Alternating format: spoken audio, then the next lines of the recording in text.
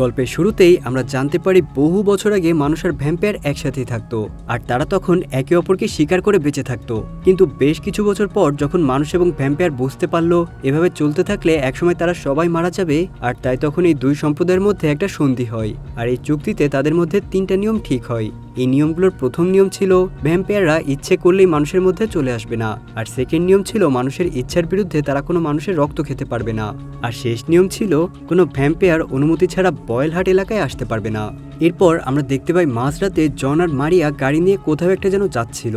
এতক্ষণ গাড়ি চালাতে চালাতে জন হঠাৎ করেই খেয়াল করে তাদেরকে কেউ ফলো করছে। কে তাদেরকে ফলো করছে এটা দেখার জন্য জন তাদের গাড়িটা থামিয়ে দেয়। তখন সে দেখতে পায় এটা আর কেউই না, এটা ছিল ভিক্টর নামের একটা ভ্যাম্পায়ার। কিন্তু অনুমতি ছাড়া তো তার এখানে আসার কথা না। তখন সে বুঝতে পারে নিশ্চয়ই কিছু একটা হয়েছে, তাই সে দ্রুততার সাথে গাড়ি চালিয়ে সাহায্যের জন্য তার বন্ধুদের আস্তানায় চলে আসে। কিন্তু জন তাদের আস্তানায় ঢোকার সময় খেয়াল করে কোনো সারা শব্দ নেই, তাই সে খুব সাবধানে ধীরে ধীরে ভেতরে ঢোকে। কিন্তু ভেতরে ঢুকতে এসে দেখতে পাই সেখানে তার সব বন্ধুদেরকে কেউ একজন মেরে ঝুলিয়ে রেখেছে। আর এটা দেখে জন বেশ ঘাবড়ে যায়। সে সোজা চলে আসে গাড়ির সামনে, কিন্তু গাড়ির কাছে ফিরে এসে জন দেখে সেখানে মারিয়া নেই। আর গাড়ির দরজা ভাঙা দেখতে পেয়ে জন বুঝতে পারে নিশ্চয়ই মারিয়াকে কেউ তুলে নিয়ে গেছে। আর এসব দেখে জন অনেক দুশ্চিন্তায় পড়ে যায়। সে সোজা চলে আসে তার ভাইয়ের কাছে। জনের ভাইয়ের নাম ছিল পেনি। আর জন তার ভাইকে বলে, তোমাকে একটা দিনের জন্য আমার হয়ে গাড়ি চালাতে হবে। আমি একটা কাজে শহরের বাইরে যাচ্ছি। যদি কেউ তোমাকে প্রশ্ন করে তোমার নাম কি, তাহলে বলবে জন। আর যদি কাজটা ঠিকমতো করতে পারো তাহলে বেশ ভালো অঙ্কেরই একটা টাকা পাবে। আর তাই সন্ধ্যা হতেই পেনি জনের গাড়িটা নিয়ে বেরিয়ে পড়ে। জন আসলে বেশ কিছু আন্ডারওয়ার্ল্ডের গ্যাংস্টারদের সাথে কাজ করত, আর তাই গ্যাং থেকে তাকে যেভাবে ইনস্ট্রাকশন দেওয়া হতো জন সেগুলোই পালন করত। আর আজকে জনের দায়িত্ব ছিল 2জন কাস্টমারকে গাড়িতে করে তারা যেখানে যেখানে যেতে চাই সেখানেই নিয়ে যেতে হবে। আর তাই আগে থেকেই ঠিক করা জায়গায় বেনি গাড়ি নিয়ে আসতেই সেখানে জো আর বেলিয়ার নামে 2টা মেয়ে সে তার গাড়িতে ওঠে। আজকে রাতের জন্য এই 2জন বেনির গাড়িটা ভাড়া করেছে। গাড়িতে উঠে তারা বেনিকে 5টা ক্লাবের অ্যাড্রেস দেয়, আর তাকে বলে সারা রাত তাদেরকে এই 5টা ক্লাব ঘুরিয়ে সকালের আগেই তাদেরকে আবার আগের জায়গায় নামিয়ে দিতে হবে। এবার দেখা যায় বেনির গাড়িতে করে তারা প্রথমে যে জায়গাটায় এসে পৌঁছেছে সেটা একটা নাইট ক্লাব ছিল। অন্যদিকে তখন জনকে দেখা যায় সে একটা ছবির সামনে দাঁড়িয়ে আছে। আসলে এই ছবিটা ছিল ভ্যাম্পায়ার আর মানুষের মধ্যে চুক্তির একটা দৃশ্য। আর তখন জনের দলের একজন তার সাথে দেখা করতে আসে। জন তাকে বলে বহু বছর আগে মানুষ আর ভ্যাম্পায়ারদের মধ্যে যে চুক্তিটা হয়েছিল সেটা শেষ হয়ে গেছে। আর তার মানে কাল সকালে হয়তো মানুষ আর ভ্যাম্পায়ারদের মধ্যে যে কোনো একজন বেঁচে থাকবে, হয় আমি না হয় ভিক্টর। এরপর আমরা আবার বেনিকে দেখতে পাই। বেনি তখন নাইট ক্লাবের বাইরে তার 2জন কাস্টমারের জন্য গাড়িতে বসে অপেক্ষা করছিল। তো গাড়ি থেকে বের হয়ে আশেপাশে দেখার সময় হঠাৎ করে তার চোখ পড়ে যায় মাটির দিকে। এখানে একটা লাল রঙের পাথরের মতো কয়েন পড়েছিল। বেনি আগেই খেয়াল করেছে জো আর প্লেয়ার ক্লাবে ঢোকার সময় এই কয়েনগুলোই দিচ্ছিল। কিছুক্ষণ পরে বেনি দেখে জো আর প্লেয়ার ক্লাব থেকে বের হয়ে আসছে, আর তারা সোজা গাড়িতে ঢুকে বেনিকে বলে ক্লাবে চলো। আর তখন বেনিও কথা না বাড়িয়ে সোজা তার পরের ঠিকানায় চলে আসে। এরপর দেখা যায় এটাও একটা নাইট ক্লাব। জো আর প্লেয়ার ক্লাবে ঢোকার পর বেনি একাই গাড়িতে বসেছিল। সে অনেক বোর হচ্ছিল একা একা গাড়িতে বসে, তাই কিছুক্ষণ সে একটা ম্যাগাজিন পড়তে শুরু করে। কিন্তু তারপরেও সময় যেন কিছুতেই কাটছে না, তাই সে ঠিক করে তার ভাই জনকে ফোন করবে। কিন্তু কয়েকবার ফোনে চেষ্টা করার পরেও জনের ফোনে ফোন ঢোকে না। আর তখন বেনি পেছনের দিকে তাকিয়ে দেখে গাড়ির সিটে 2টা ব্যাগ পড়ে আছে, যেগুলো জো আর প্লেয়ার আগের ক্লাব থেকে এনেছিল। এতক্ষণ একটু আগ্রহী হয়ে বেনি একটা ব্যাগ খুলে দেখে তার ভেতরে কি আছে, কিন্তু সে বেশ অবাক হয়ে যায়, কারণ সেখানে ছিল প্রচুর টাকার বান্ডিল আর জুয়েলারি। কিন্তু বেনি যখন সেখান থেকে একটা টাকার বান্ডিল নিয়ে টাকাগুলো দেখছিল তখন সে খেয়াল করে টাকার ভেতরে রক্ত লেগে আছে, এমনকি সেখান থেকে কিছু রক্ত ছিটকে তার মুখে লাগে। আর তখনই পেছন থেকে সে একটা পুলিশের গাড়ি আসতে দেখে, আর এই ঘটনায় সে একটু ভয় পেয়ে যায়। আর তাই সে দ্রুত নাইট ক্লাবের ভেতরে ঢুকে পড়ে। আর ক্লাবে ঢোকার সময় রিসেপশনিস্ট তাকে আটকায়, কিন্তু বেনির পকেটে থাকা সেই লাল রঙের কয়েনটা দিয়ে সে ক্লাবে ঢোকার পারমিশন পায়। তারপর উপরে এসে সে যখন একটা রুমে ঢোকে তখন সে একটা ভয়ানক দৃশ্য দেখতে পায়। তার সামনে জো আর প্লেয়ার 2জন মানুষকে বেঁধে রেখেছে, আর তারা সেই 2জন মানুষের শরীর থেকে রক্ত খাচ্ছে।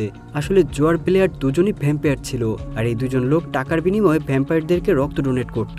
কিন্তু হঠাৎ করে বেনি এসে পড়ায় ব্লেয়ার হঠাৎ করে তার দিকে ফেরার সময় তার ডোনার মারা যায়। আর এটা দেখে অন্য ডোনার লোকটা তাদের 2জনকেই ভয় দেখিয়ে বলে নিয়ম অনুযায়ী তোমরা রক্ত খেতে পারবে, কিন্তু কোনো মানুষকে মারতে পারবে না। তাই তোমরা এখন নিয়ম ভঙ্গ করেছো, আর এটা যদি আমাদের বস জানতে পারে তাহলে তোমরা বাঁচতে পারবে না। আর জো তখন রাগ করে ওই লোকটার আরো বেশি রক্ত খেয়ে ফেলে, এতে করে ওই লোকটাও মারা যায়। কিন্তু চোখের সামনে এমন দৃশ্য দেখে বেনি তখন ভয়ে সেখান থেকে দৌড়ে নিচে চলে আসে। নিচে আসতে এসে দেখতে পায় তার গাড়ির সামনে একজন পুলিশ অফিসার দাঁড়িয়ে আছে। বেনি সোজা সেই অফিসারের কাছে সে তাকে সবকিছু খুলে বলে, কিন্তু অফিসার এমন একটা ভাব করে যেন সে কিছু বিশ্বাসই করছে না। অফিসার বেনিকে বলে, তুমি নিশ্চয়ই নেশা করেছো আর তাই এমন ভুলভাল বকছো। তখন সে বেনিকে অ্যারেস্ট করে, আর ঠিক তখনই সেখানে জো আর প্লেয়ার চলে আসে। তারা দূর থেকেই পুলিশ অফিসারকে বলে, এটা আমাদের ড্রাইভার, ওকে ছেড়ে দাও। আসলে পুলিশ অফিসার ভিক্টর নামে সেই ভ্যাম্পায়ারের লোক, আর সে ভ্যাম্পায়ারদের ব্যাপারে সবকিছু জানতো। তাই প্লেয়ারদের কথায় সে বেনিকে ছেড়ে দেয়। বেনি তখন বুঝতে পারে এখানকার পুলিশরাও ভ্যাম্পায়ারদের সাথেই মিলে আছে। পুলিশ তাকে সাহায্য করতে পারবে না বুঝতে পেরে বেনি তখন তার ফোন দিয়ে জনকে মেসেজ করতে যাচ্ছিল, কিন্তু জো সেটা দেখে ফেলে আর বেনির থেকে ফোনটা কেড়ে নিয়ে সেটা ভেঙে ফেলে। সে বেনিকে বলে, কাজ শেষ হওয়ার আগ পর্যন্ত তুমি আমাদের সাথেই থাকবে। এরপর আমরা ভিক্টরের বাড়ি দেখতে পাই। এই বাড়িতে ভিক্টর অনেক মানুষকে আটকে রেখেছে, আর তাদের সবার শরীর থেকে অটোমেটিকভাবে রক্ত চুষে নেওয়া হতো। ভিক্টরের পর গ্রেস নামের একজন ভ্যাম্পায়ার বসের সাথে দেখা করতে আসে। আসলে পুরো শহরটা কয়েকজন ভ্যাম্পায়ার বস চালাতো, আর তাদের মধ্যে গ্রেস একজন। কিন্তু ভিক্টর আসার পর দেখা যায় গ্রেস তার উপর অনেক রেগেছিল, কারণ আজ রাতে জনের গার্লফ্রেন্ডকে কিডন্যাপ করার পর থেকেই ভ্যাম্পায়ার আর মানুষের মধ্যে সেই চুক্তি ভেঙে যায়। আর তাই বহু বছর ধরে সবাই শান্তিতে থাকার পর এখন হঠাৎ করেই পুরো শহরে অশান্তি নেমে এসেছে। ভিক্টর তখন গ্রেসকে বোঝানোর চেষ্টা করে যে আমরা ভ্যাম্পায়ার আর মানুষের থেকে বেশি শক্তিশালী, তাহলে আমাদেরকে কেন তাদের নিয়ম মেনে চলতে হবে? এই নিয়ম কানুনের কারণে মনে হয় আমরা যেন সবসময় লুকিয়ে লুকিয়ে আছি। এত বড় একটা শহরেও নিজেদেরকে জেলখানা বন্দি কয়েদির মতো মনে হয়। কিন্তু গ্রেস তার কোনো কথাই শুনতে রাজি ছিল না। গ্রেস বলে, এখন যদি জন তার দল নিয়ে এক এক করে ভ্যাম্পায়ারদের পেছনে পড়ে তাহলে কি হবে? ভ্যাম্পায়ার আর মানুষের মধ্যে আবারও যুদ্ধ বেঁধে যাবে, আর তাই তোমার এই ভুলের শাস্তি তোমাকেই পেতে হবে। কিন্তু ভিক্টর যখন বুঝতে পারে গ্রেস কিছুতেই তাদের দলে আসবে না, তখন সে গ্রেস আর তার সাথী ইভাকে মেরে ফেলে। এদিকে প্লেয়ার তখন বেনিকে বলে, এই শহরে আমাদের 5 জন বস থাকে, কিন্তু ভিক্টর আমাদের বস না। সে সব ভ্যাম্পায়ারদেরকে কথা দিয়েছে সবাইকে স্বাধীনভাবে বাঁচতে দেবে, আর তাই আজকে আমাদের প্ল্যান ছিল শহরের সব ভ্যাম্পায়ার বসদেরকে মেরে ফেলা হবে যারা মানুষ আর ভ্যাম্পায়ারের চুক্তি টিকিয়ে রাখতে চায়। তারপর তোমার ভাই জনকেও মেরে ফেলার কথা ছিল, কিন্তু আজকে তুমি তোমার ভাইয়ের জায়গায় চলে এসেছো। এরপর আমরা দেখতে পাই জন তখন তার সঙ্গী সাথীদেরকে নিয়ে ভ্যাম্পায়ারদের একজন বসের বাড়িতে এসেছে। সেখানে সে জন দেখে এই ভ্যাম্পায়ার বসের অবস্থা আগের থেকেই খারাপ।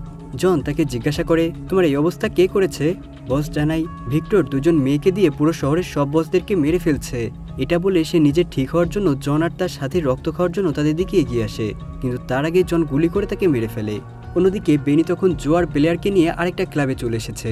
ক্লাবে ঢোকার সময় বেনির সাথে তার কলেজের বন্ধুদের দেখা হয়, কিন্তু তার বন্ধুরা তাকে নিয়ে হাসাহাসি করছিল, কারণ সে ড্রাইভারের ড্রেস পরে 2টো মেয়েকে নিয়ে ঘুরে বেড়াচ্ছে। আর তখন হঠাৎ করেই প্লেয়ার এসে বেনিকে কিস করে বসে। আসলে সে বেনির বন্ধুদেরকে বোঝাতে যাচ্ছিল যে বেনি কোনো ড্রাইভার না, সে তাদের সাথেই আছে। জো আর প্লেয়ার যখন ক্লাবের ভেতর ঢোকে তখন দেখা যায় হঠাৎ করেই নাইট লিজেন্ড নামের একটা গ্রুপের লোকেরা তাদেরকে ঘিরে ধরে। আসলে নাইট লিজেন্ড গ্রুপের লোকেরা বহু বছর ধরে ভ্যাম্পায়ারদেরকে শিকার করে আসছিল, কিন্তু এখন যখন সব চুক্তি শেষ হয়ে গেছে তাই তারা আবারও ভ্যাম্পায়ারদেরকে শিকার করতে শুরু করেছে। কিন্তু তারা জো আর প্লেয়ারকে মেরে ফেলতে যাবে, আর তার আগেই বেনি এসে তাদের লিডারের মাথায় একটা বিয়ারের বোতল ভেঙে ফেলে, আর এই সুযোগে জো আর প্লেয়ার সেখানে থাকা বাকি মেম্বারদেরকে মেরে ফেলে। এরপর তারা এই ক্লাব থেকে বের হয়ে যাচ্ছিল, আর তখন সেখানে জন তার লোকদেরকে নিয়ে পৌঁছে যায়। কিন্তু জন অবাক হয়ে যায় এইটা দেখে যে তার ভাই 2টো মেয়ের সাথে ক্লাব থেকে বের হয়ে যাচ্ছে। জন বেনিকে ডাকতেই যাবে, আর ঠিক তখনই তার সামনে একটা ভ্যাম্পায়ার এসে তাদের পথ আটকে দেয়। জন রেগে গিয়ে সবার সামনেই ভ্যাম্পায়ারটাকে মেরে ফেলে। এরপর দেখা যায় বেনি জো আর প্লেয়ারকে নিয়ে তার বাড়িতে এসেছে, কারণ ক্লাবের ওই বসের উপর হামলা করার পর তার হাত কেটে গিয়েছিল, আর তাই বাড়িতে আসার পর প্লেয়ার বেনির হাতে ব্যান্ডেজ করে দিয়েছিল। আসলে প্লেয়ার বেনিকে পছন্দ করতে শুরু করেছে। তখন জোয়ের ফোনে ভিক্টরের ফোন আসে। ভিক্টর জানতে চাই তারা এখনও কতজন বসকে মারতে পেরেছে। প্লেয়ার জানায়, আমরা 4 জনকে মেরেছি, আর এখনও একজন বাকি আছে। এদিকে জন আর তার লোকেরা যখন ওই ক্লাব থেকে বের হয়ে অন্য জায়গায় যাচ্ছিল তখন তাদেরকে একটা পুলিশের গাড়ি ফলো করছিল। কিছু দূর আসার পর পুলিশের গাড়িটা তাদেরকে থামায়, আর সেখান থেকে সেই পুলিশ অফিসারটা বাইরে এসে জনকে বলে, ভিক্টর তোমার সাথে কথা বলতে চাই, সে তোমার জন্য একটা রেস্টুরেন্টে অপেক্ষা করছে। এটা শুনে জন ভিক্টরের সাথে রেস্টুরেন্টে দেখা করতে আসে।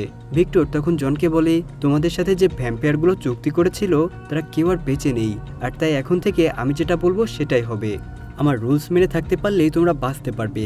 কিন্তু জন তার কথায় রাজি হয় না। সে জিজ্ঞাসা করে, আমার গার্লফ্রেন্ড মারিয়া কোথায়? তখন ভিক্টর হাসতে হাসতে বলে, আমি যে খাবারটা খাচ্ছি এটাই মারিয়া। এটা শুনে জন আর নিজেকে সামলে রাখতে পারে না। সে বন্দুক বের করে ভিক্টরের মাথায় গুলি করে দেয়। কিন্তু ভিক্টর তো একটা ভ্যাম্পায়ার ছিল, তাই তার কিছুই হয় না। সে তখন জনকে ধরে ফেলে আর বলে, তোমার এই কাজের জন্য তোমাকে শাস্তি পেতে হবে।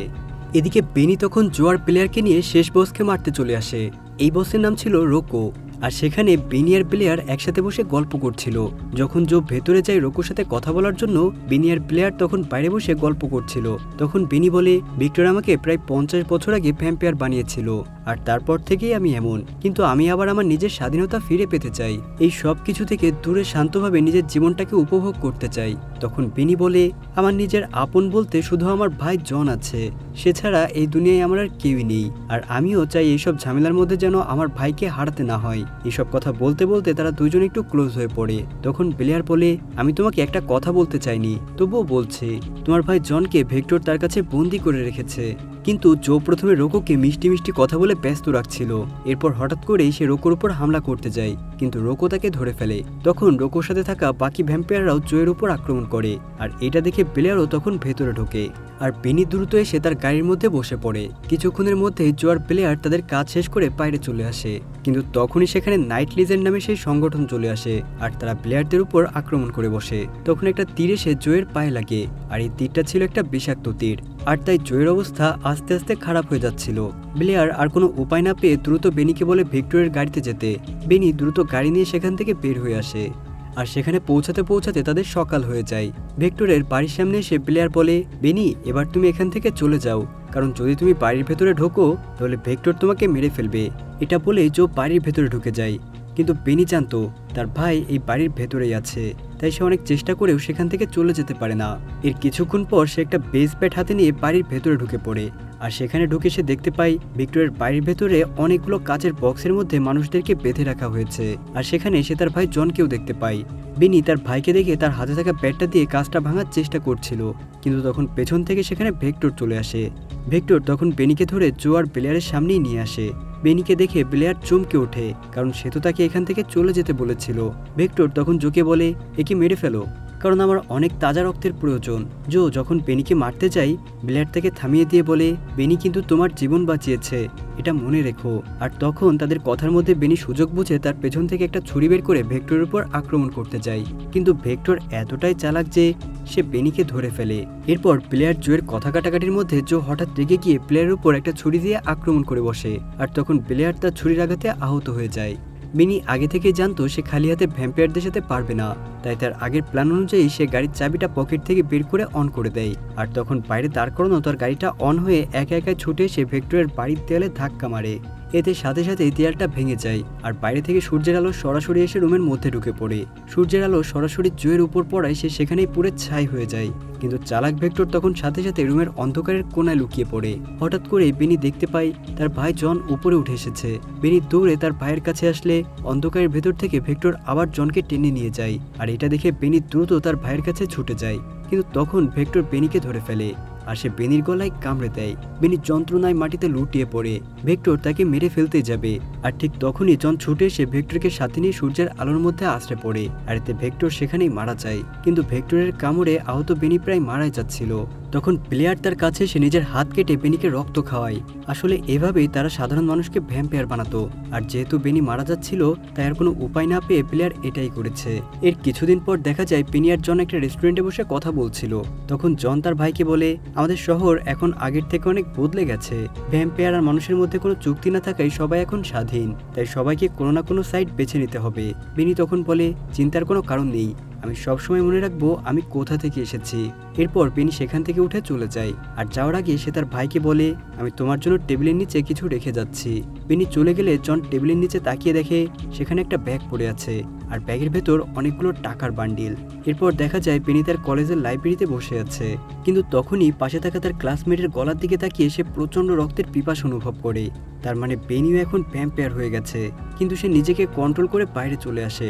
আর যখন তার সামনে একটা গাড়ি এসে থামে, গাড়ির ভেতর ছিল প্লেয়ার। আসলে বেনি আর প্লেয়ার এখন একসাথে থাকে, কারণ তারা দুজন দুজনকে ভালোবেসে ফেলেছে। আর এরপর তারা গাড়ি নিয়ে সেখান থেকে চলে যায়। তো বন্ধুরা, গল্পটা কিন্তু এখানেই শেষ হয়ে যায়। আর আজকের গল্পটা তোমাদের কাছে কেমন লেগেছে সেটা অবশ্যই কমেন্ট করে জানাবে কিন্তু।